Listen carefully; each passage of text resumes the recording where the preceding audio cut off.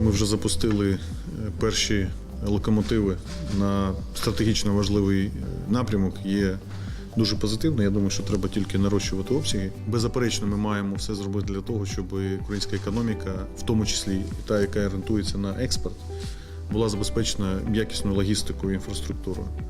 Тому те, що ми сьогодні додаємо нові тепловози на напрямок Камиш-Зоря-Волноваха і відповідно до Маріуполя, забезпечить весь промисловий регіон можливістю не тільки виробляти продукцію, а й безпосередньо доставляти до і українських портів, і українських споживачів, відповідно і на ринки світу.